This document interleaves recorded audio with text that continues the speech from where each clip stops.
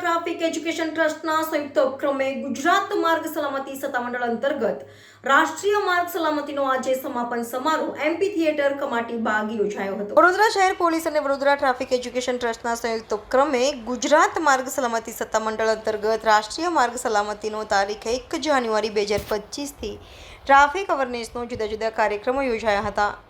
રાષ્ટ્રીય માર્ગ સલામતીનો આજરોજ સમાપન સમારોહ એમપી થિયેટર કમાટી બાગ ખાતે યોજાયો હતો. સમાપન કાર્યક્રમમાં ઉપસ્થિત શહેર police commissioner Narasimha Kumar, traffic શાખા ડીસીપી જ્યોતિ પટેલ, ડીસીપી ઝોન 2 અભય સોની, ચેરમેન વીટીટી વડોદરા શહેર મયંકર બ્રહ્મભટ્ટ સહિત પોલીસના ઉચ્ચ અધિકારીઓ, જુદી જુદી સંસ્થાના અગ્રણીઓ ઉપસ્થિત રહ્યા હતા. સમાપન સમારોહમાં શહેર પોલીસ કમિશનર નરસિમ્હા કુમાર દ્વારા જુદી જુદી સંસ્થા અગ્રણીઓનું બહુમાન કરવામાં આવ્યું હતું. બાળકો દ્વારા પેરેન્ટ્સને હેલ્મેટનું વિતરણ કરવામાં આવ્યું હતું.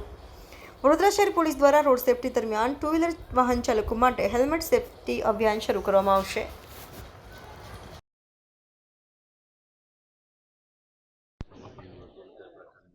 પહેલી જનવરી 2025થી આપણે નેશનલ રોડ સેફટી મંથ તરીકે ministry off road transportation and highways government of ઇન્ડિયાના જે આખા રાષ્ટ્રભરમાં ચાલતા કાર્યક્રમનો આપણે શરૂઆત કરી હતી.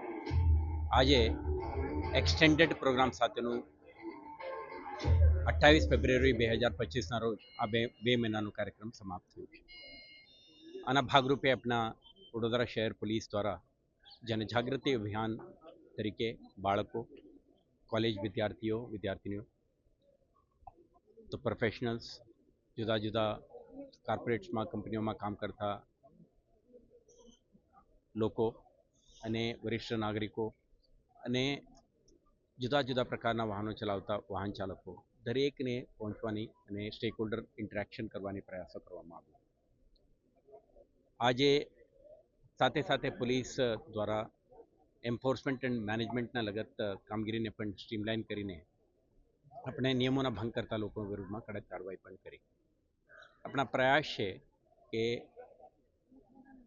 રોડ સેફટી એક મહત્વનો મુદ્દો બને, દરેક નાગરિક આ અંગે જાગૃત થાય, લોકો હેલ્મેટ પહેરે, સીટ બેલ્ટ પહેરે, ડ્રંક એન્ડ ડ્રાઇવિંગ ના કરે, ઓવર સ્પીડિંગ ના કરે અને શહેરમાં સિગ્નલનું આદર કરીને જમ્પ ના કરે, જેથી કરીને પોતાના સુરક્ષા અને સાથી નાગરિકોના સુરક્ષા બની રહે. વડોદરા શહેરમાં આજની તારીખે રિઝનેબલી ગુડ રોડ ઇન્ફ્રાસ્ટ્રક્ચર છે, છતાં ગયા વર્ષે આપણે જોયું 178 જેટલા મૃત્યુ પામ્યા હતા. આમાંથી 35% વધારે લોકો હેલ્મેટ નહીં પહેરવાના કારણે મૃત્યુ પામ્યા હતા.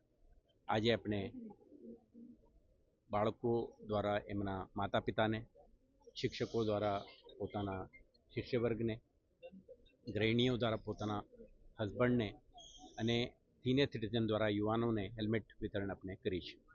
આમાંથી આપણે એક સ્પષ્ટ સંદેશ આપવા માંગીએ છીએ કે ઘરથી નીકળીને કોઈ પણ નાગરિક પોતાના સ્કૂલ કે વર્કપ્લેસ કે બિઝનેસ કારણસર નીકળે તો સુરક્ષિત પરત આવે.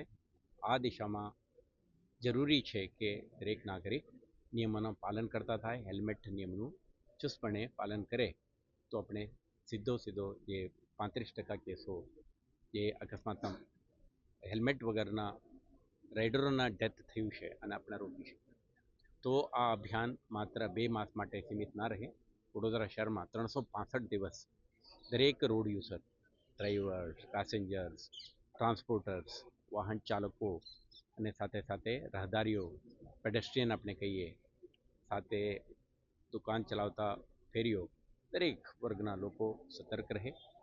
પોતાના સુરક્ષા માટે, પોતાના પરિવારના સુરક્ષા માટે અને સમુદાયના અને રાષ્ટ્રના સુરક્ષા માટે જાગૃત રહીને ટ્રાફિક નિયમોના પાલન કરતા થાય. અને મને વિશ્વાસ છે વર્ષ 2025માં આપણે બનતા માર્ગ અકસ્માતોના સંખ્યા અને સાથે સાથે આમાં મૃત્યુઆંક ઘટાડવામાં આપણે સિદ્ધિ મળશે. આભાર. Subscribe now and press the bell icon. Never miss an update.